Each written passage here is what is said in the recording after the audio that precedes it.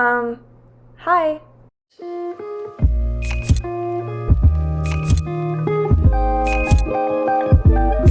Alright, hello guys. Welcome back to my channel. If you're brand new here, my name is Nikki and this is my book nook, and today we are talking about Atmosphere by Taylor Jenkins Reid. If you are new to my channel, new to me, Taylor Jenkins Reid is pretty much my favorite author of all time. There is not a single book of hers that she has ever written that I have not read and that I have not loved. There are just certain authors out there that you feel like it's like they've lived inside your head at some point. They find a way to put into words things you just never even knew how to say out loud. It just feels like they speak to like the deepest, darkest parts of your soul and just bring them to the surface. And that is Taylor Jenkins Reid for me. I just love her. And I have to say, I was a little bit stressed after her last book came out. Carrie Soto is back. This book changed my life, and I'm not even remotely exaggerating when I say that. I had a bit of a mental breakdown, but like in the best possible way, in a way that was kind of like a come to Jesus meeting with myself. So good. But after that book came out, she did this interview where she said she didn't think she was going to write anything else for a while, and I was kind of reading in between the lines thinking like, okay, Daisy Jones and the Six just came out as a TV show. Several of her other books are in the works to become TV shows, movies. Like, she's just had banger after banger. I feel like she's low-key retiring. That's what it sounded like to me, and I was so sad because I just didn't know if I could live in a world that Taylor Jenkins Reid was not actively writing in. But alas, here she is. Not even 2 years later, she's come out, she's blessed us with another book, and I was just so excited to read it. I did not even read the description. I obviously could tell the name was Atmosphere from the cover. I'm like, all right, this has to do with astronauts. I did see that it was set in the 80s, but otherwise I went into it totally blind because I'm like, I'm gonna read it. Let's just go into it blind. I'm gonna go into it like, go with the motions, just see what it's about as I'm reading it. And I'm very happy that I did it this way, because I just feel like it made a very special reading experience. I'm gonna do my usual sort of thing where I just generally talk about the book and then I will dive into it a little deeper with spoilers. But basically, this book follows this woman named Joan. It is set, like I said, in the 1980s, and Joan is an astronomer. She's a physicist. She has been in love with space for as long as she can remember, since she was a child, looking up at the stars. She just always dreamed of being up in space. And now this is a really exciting time in history because NASA has opened the space program to scientists. So Joan has put everything that she's worked towards into applying for this program, and she is one of the few people that has been selected out of thousands of applicants to be a part of the space program, basically, and work for NASA. But that doesn't mean that she like immediately has an in, that she's gonna go to space. Like, she's just barely starting in the project. She has to work her way up. It is a cutthroat field. It is obviously a very male-dominated field, so there's a lot working against her, and she's just having to throw everything that she can into this opportunity, basically. So the book is told from two different sort of timelines. Present day, we know that Joan is obviously still a part of the space program. She is leading a mission where she is in mission control, and she's kind of the lead person talking to the astronauts. And in this mission, something has gone wrong, basically.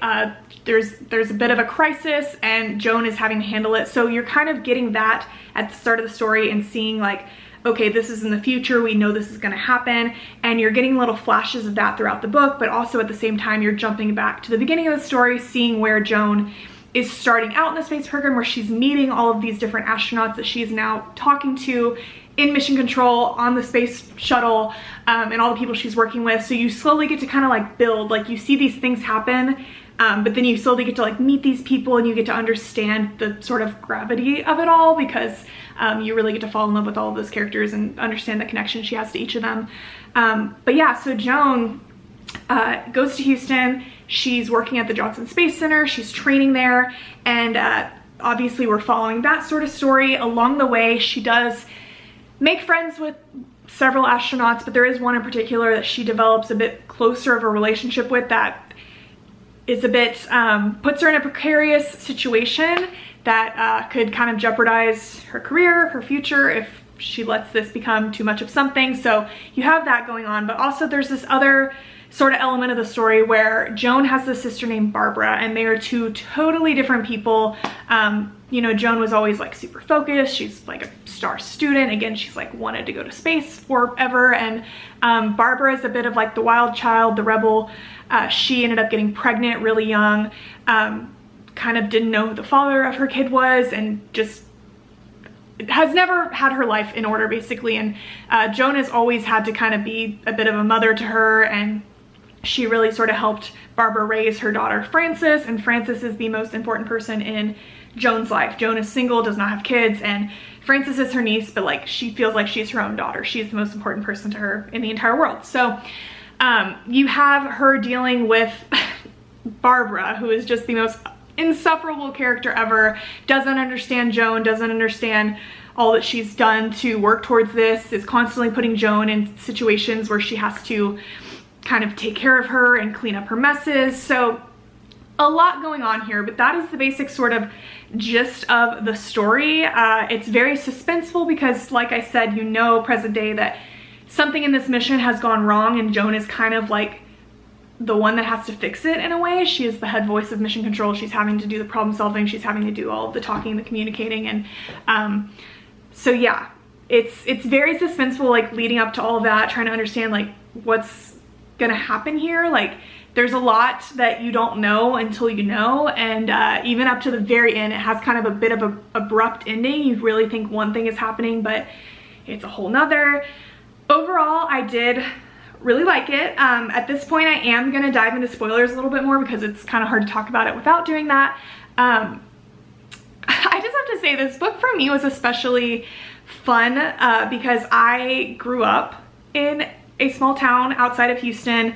My elementary school that I went to, our mascot was the astronauts, so we were constantly like doing space themed stuff. Even like in 5th grade, there was this whole thing where like the 5th graders got to go to space, and so we went to NASA, we went to the Johnson Space Center and like learned all about space. And there was one part in particular in the book that made me laugh out loud, because whenever Joan and Vanessa go to Brazosman State Park to look through the telescope, that state park is literally in my hometown where I grew up, the small town that I grew up. It is actually an alligator park. Like we would go every single year for field trips to go and look at the alligators. It was one of those moments where like I nearly choked whenever I read that. I was like, you're going where? Like I just know that Taylor Jenkins Reid had to look up like, what is a state park that is near Houston? And I'm like, that's the one that we're going to. It was just very funny. But yeah, I enjoyed this book. I enjoyed all the NASA elements. I know that Taylor Jenkins Reid had to do so much research, obviously, to write this story. Like I can't even imagine. I'm sure she had to have talked to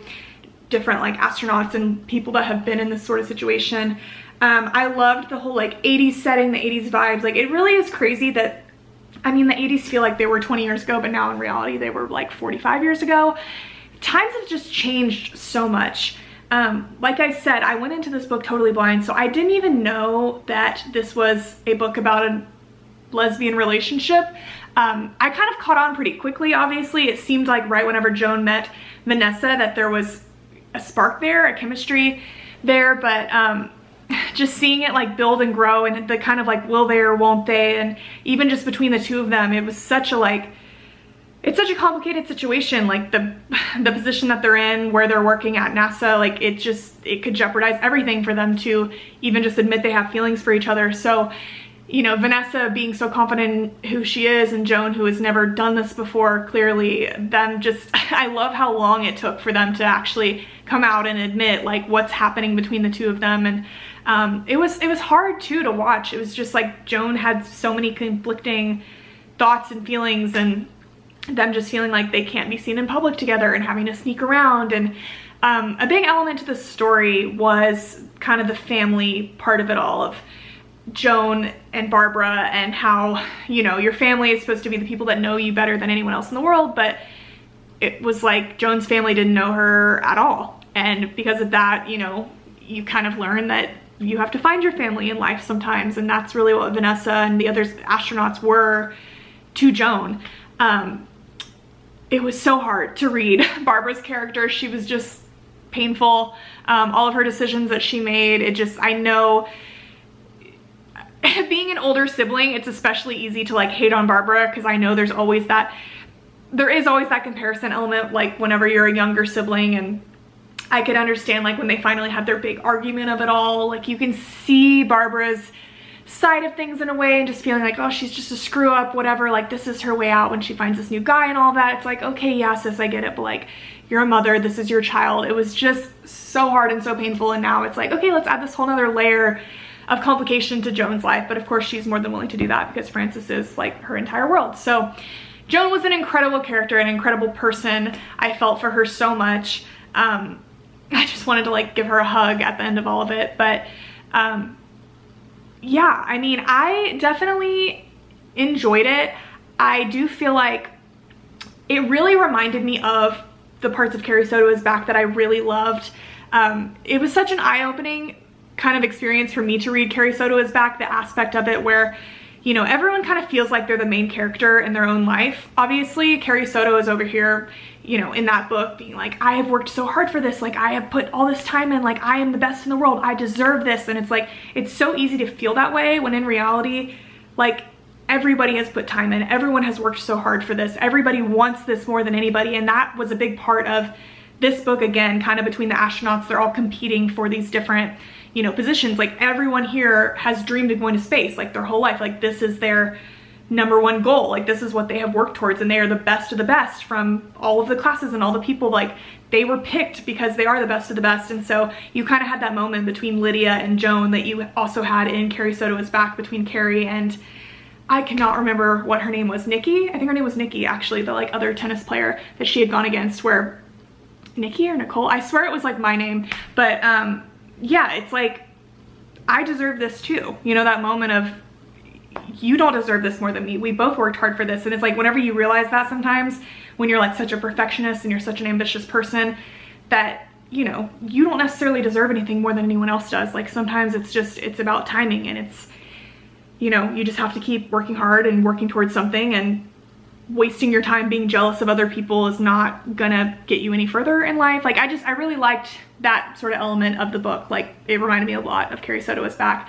And it also reminded me, the whole book in general, obviously, because it does have that like lesbian relationship, it was going to remind me of Evelyn Hugo, and the, you know, the fact that it's kind of like a time piece, and it's back whenever that sort of relationship was not as accepted. And then the family dynamic kind of reminded me of Malibu Rising. Like it was just a lot of great parts of a lot of her books that I love. So I did enjoy it. I feel like generally from just a straight enjoyment standpoint of like how much did I like this story, it's would be on the lower half of her books, but that's not saying much because I love every single one.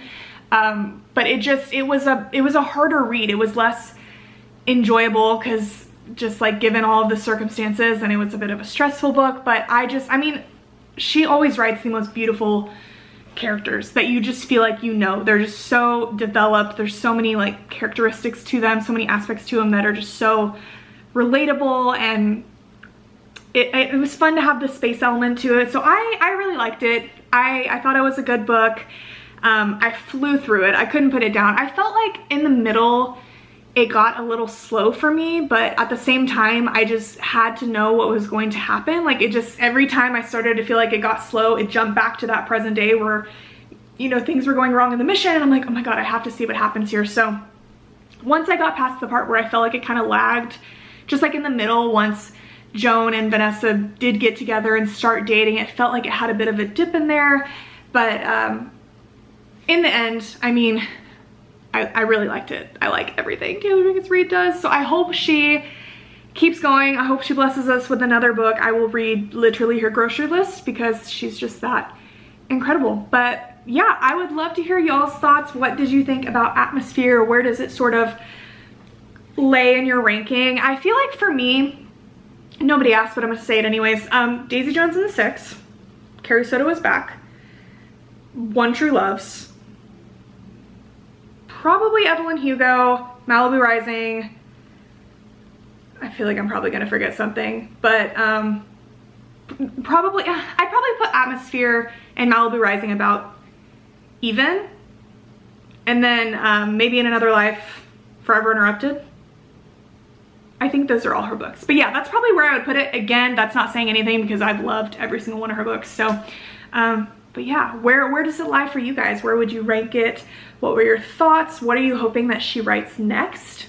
I would love her to write more in the sort of like famous people universe. I don't know that she'll do it. I feel like it's kind of a complete picture. I feel like with Carrie Soto, she really put a bow on that and feels like it's done. But I just think she's so good at writing things like that. Daisy Jones and the Six was just like game changer for me. That is just in my top 5 favorite books of all time. I would love to see her write something else like that. I love whenever she did, you know, dipped into the sports world with Carrie Soto. I would love to see her do something else. I'm sure she will come up with something where I'm like, why didn't I think of that? Like, of course, like she will come up with something that we will just love. So anyways, that is it for me today. Thank you so much for watching, and I will talk to you very soon. Bye.